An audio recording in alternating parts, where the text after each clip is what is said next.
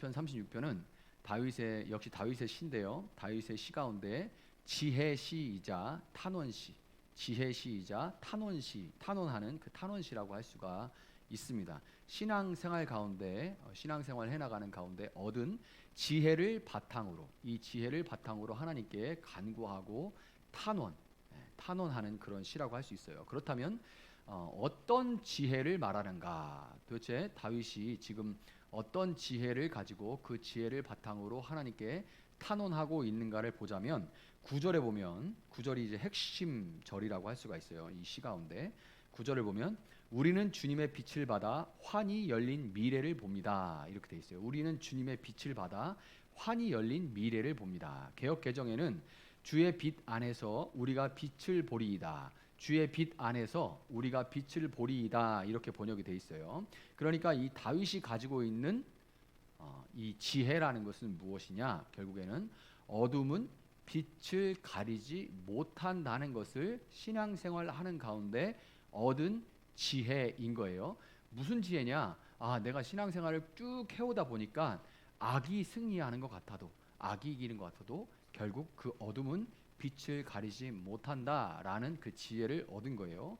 어둠은 빛을 이길 수가 없다는 거죠. 그래서 이 지혜를 바탕으로 빛은 짙은 어둠 속에서 더욱 빛을 발한다라는 소망을 가지고 하나님께 탄원을 하고 있는 겁니다. 우리가 그런 것을 우리 밤 되면 많이 느끼죠. 낮에도 전등이 켜져 있으면 밝은 건 맞지만 그러나 낮에는 그 전등 때문에 얼마나 밝은 줄 모르죠. 밤 되면 알 수 있는 것처럼 빛은 짙은 어둠 속에서 더욱 빛을 발할 것이라는 것을 그것을 붙들고 탄원을 하고 있는데 어떻게 얻은 거냐? 그 지혜를 어둠은 빛을 이길 수 없다는 것을 신앙생활 해오면서 이 다윗이 얻은 지혜인 것입니다. 이 지혜를 바탕으로 지금 하나님을 찬양하고 있는 거예요.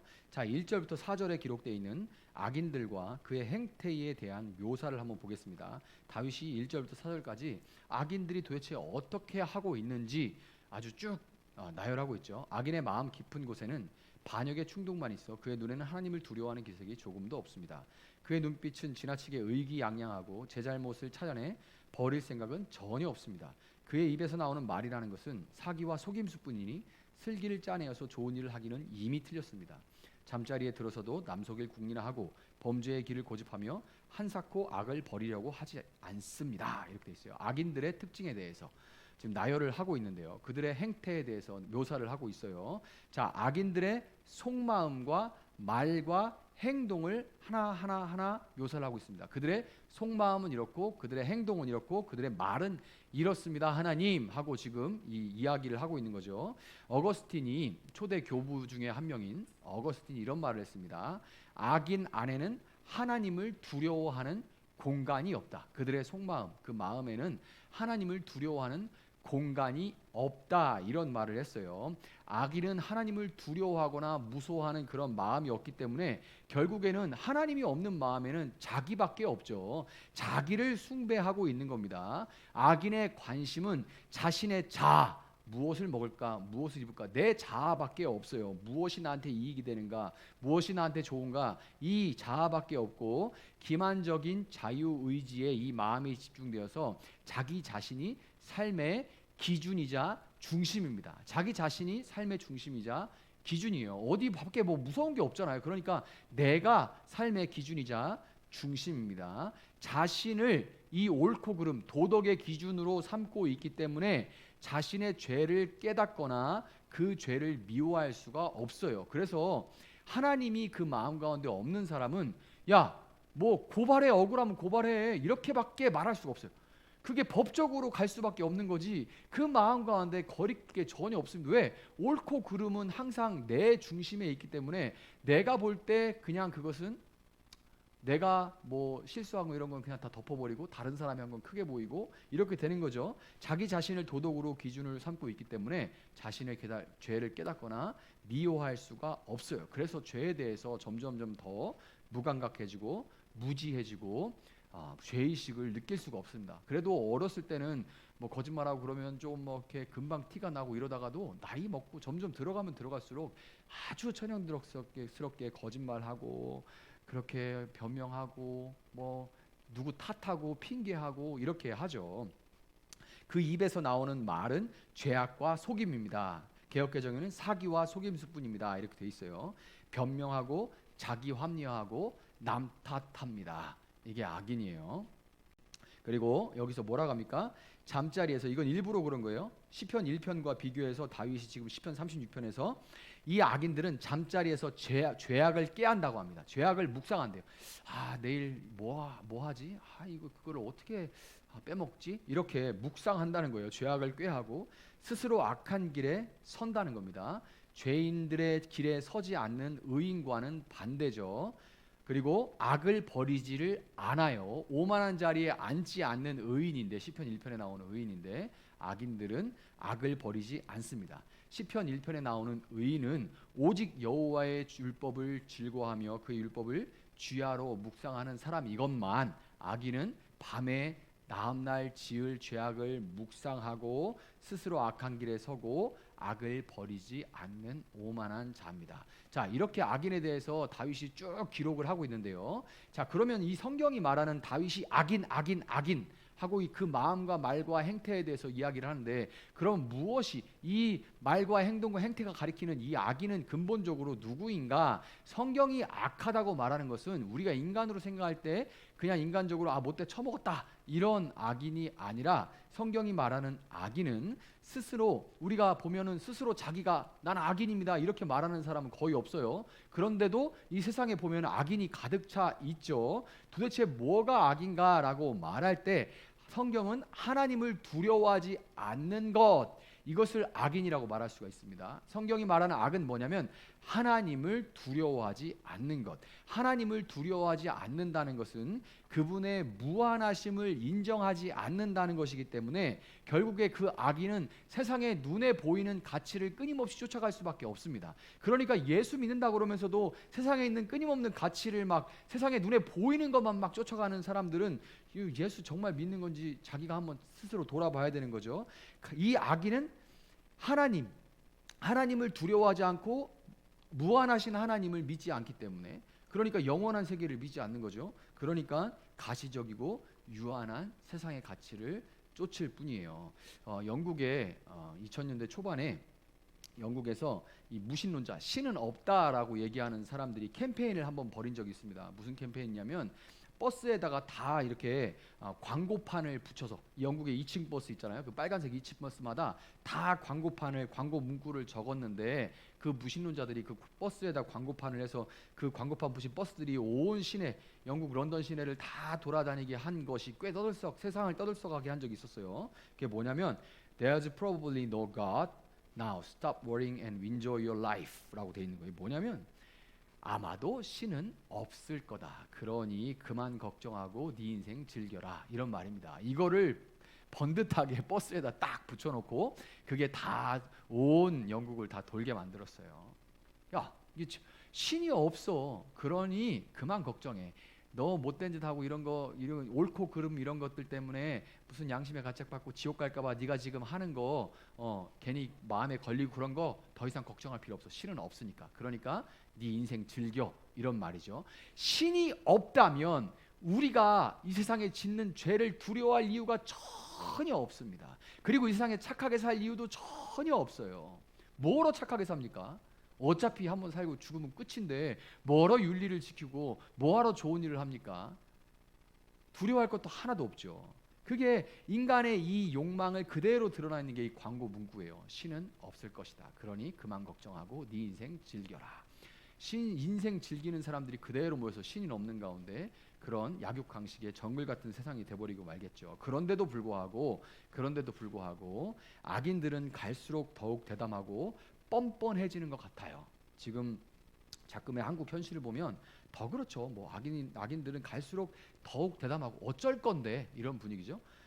갈수록 더욱 대담하고 뻔뻔해지는 것 같아요. 심지어 잘되고 악하면 더 잘되고 처벌도 없는 것처럼 보입니다. 악하면 더 잘되고 처벌도 없는 것처럼 보여요. 자, 이런 와중에 5절부터 9절을 보면 이 시인이 하나님을 찬양하면서 하나님을 향한 신뢰를 드러내고 있습니다. 이런 악인들에 대해서 이야기를 하다가 5절부터 9절에는 이 시인이 악인들에 대한 얘기를 하다가 악인들 이렇습니다 하다가 갑자기 하나님을 찬양하면서 그 신뢰를 하나님께 드려요. 뭐라고 합니까? 주님의 한결같은 사랑은 하늘에 가득 차 있고 주님의 미쁘심은 궁창에 사무쳐 있습니다. 주님의 의로우심은 우람한 산줄기와 같고 주님의 공평하심은 깊고 깊은 심연과도 같습니다. 주님은 사람과 짐승을 똑같이 돌보십니다. 하나님, 주님의 한결같은 사랑이 어찌 그리 값집니까? 사람들이 주님의 날개 그늘 아래로 피하여 숨습니다. 주님의 집에 있는 기름진 것으로 그들이 배불리 먹고 주님이 그들에게 주님의 시내에서 단물을 마시게 합니다. 생명의 샘이 주님께 있습니다. 우리는 주님의 빛을 받아 환히 열린 미래를 봅니다. 이렇게 시인은 하나님을 찬양합니다. 이 악인들이 가득하고 그들이 잘 되는 것 같이 보이는 현실에도 그는 하나님을 찬양해요. 하나님 사랑은 하늘에 있다고 합니다. 이 헤세드, 하나님의 인자하심이 하늘에 있대요. 그리고 하나님의 미쁘심, 에무나라고 하는 하나님의 이 진실하심은 어디에 있대요? 궁창에 있다고 합니다. 하나님의 사랑도 하늘에 있고, 그리고 하나님의 미쁘심, 믿을만함, 이 신실하심, 진실하심은 궁창에 있다고 합니다. 그러니까 땅보다 하나님의 사랑과 미쁘심이, 신실하심이 어디에 있대요? 하늘에 있어요. 더 높죠. 땅에 일어나는 일보다 하늘에 있는 하나님의 인자하심과 진실하심이 더 높고, 땅은 한계가 있는데 하늘은 한계가 없고 경계도 없습니다. 땅은 여기까지 내 땅, 네 땅 경계가 있는데 하늘에는 경계가 없죠. 그리고 하나님의 의로우심, 째데크라고 하는 거는 산줄기 같다고, 우람한 산줄기 같습니다 라고 얘기를 하고, 그래서 하나님의 이 의로우심은 산줄기, 높이를 강조하고 있는 거예요. 높이를 강조하고 있는 거고, 하나님의 공평하심, 미시파트라고 하는 것은 시면과 같다. 시면, 바다죠.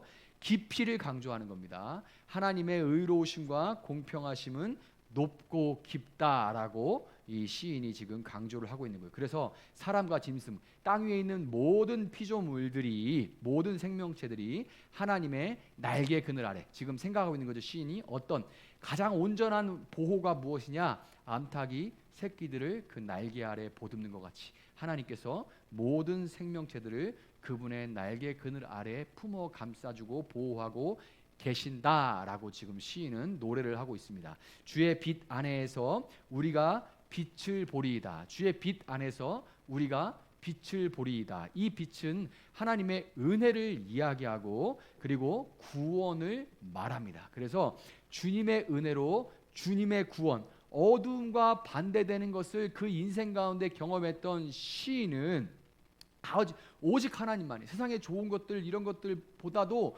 오직 하나님만이 나의 피난처고 양식이고 마실 것, 먹고 마실 것을 제공해 주심으로써 생명의 원천이 되십니다 라고 고백을 하고 있는 거예요. 그런 가운데 이렇게 세상의 모든 것들 가운데 오직 하나님만 나를 보호하시고 내게 필요한 것을 공급해 주신 것을 내 신앙생활 삶 가운데 그대로 경험해 왔습니다. 그렇기 때문에 빛은 반드시 어둠, 이렇게 어둠이 가득한 세상이지만 빛은 반드시 어둠을 이깁니다. 이길 것입니다 라고 확신을 하고 있는 거예요. 그래서 10절부터 12절에는 주님의 빛, 은혜 안에서 세상의 빛, 주님의 빛, 이 은혜 안에서 세상 가운데 살아가면서 빛을 본, 어둠 가운데 빛을 만나본 자들과 계시를, 이 하나님의 말씀을 통해서 그분의 인자하심을 깨달은 자들이 10절부터 12절에 기도를 하고 있습니다. 악인들로부터 우리를 구원해 주시고 악인들을 심판해 주십시오 라고 기도를 하고 있는 거예요. 그래서 12절을 보면 넘어지고 넘어져서 라고 마무리를 합니다. 그 악인들이 넘어지고 넘어져서, 이거는 확신의 완료형인데요. 이미 아직 안 일어났습니다. 우리 지금 딱 이렇게 기도하고 막 해고 가도 뉴스 틀면 못된 사람들 많이 나오고 문 열고 나가면 못된 사람들 많습니다. 당장에 그들이 다 벼락 맞고 그런 거 아니죠. 그런데 시인은 뭐라고 노래합니까? 넘어지고 넘어져서. 이거는 개역개정에 보면 넘어졌으니 라고 돼 있습니다. 완료형이 이미 넘어진 거예요. 근데 안 넘어졌잖아요. 그런데 나는 확신하기 때문에 이런 용법을 쓴 겁니다. 확신의 완료형이라고 해서 넘어졌으니 이렇게 노래를 하고 마무리를 하는 거예요. 그래서 시인은 처음에 악한 자들의 속마음과 말과 행동에 대해서 하나님께 이렇습니다 하고 일렀잖아요.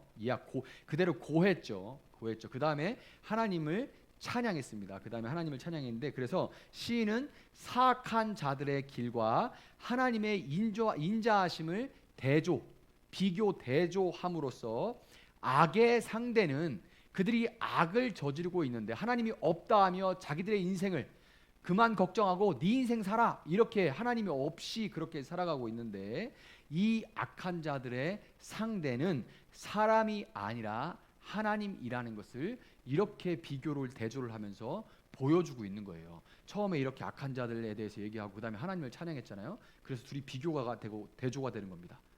너희들의 상대는 너희들이 이렇게 못된 짓 하고 네 잘난 맛을 사는 것들 지금 나한테 해를 끼치고 나를 대적하는 게 아니라 바로 하나님을 대적하는 것이다 라고 그렇게 강조하고 있는 거예요. 비록 여러분 오늘 악인들이 판을 치고 더 잘 되는 것처럼 보인다 해도 하나님의 인자하심, 미쁘심, 정의로우심, 공평하심은 절대로 변하지 않습니다. 아멘입니까? 하나님의 백성은 이 현실보다 큰 믿음이라는 건 결국 현실을 넘어서는 것, 현실 너머에 있는 것을 보는 게 믿음입니다. 믿음이 뭐냐? 그러면 현실은 내 눈앞에 와 있는 주먹과 같아요. 내 눈앞에 있는 주먹과. 이게 우리가 믿음이 없이는 내 눈앞에 있는 주먹만 보입니다. 그런데 믿음이라는 건 뭐냐면 이 주먹을 옆으로 지 자리에 갖다 놓고 나는 현실을 직시하는 겁니다. 현실 어떻게 직시하냐? 하나님을 향한 믿음으로 그 주먹 너머에 있는 세상을 바라볼 수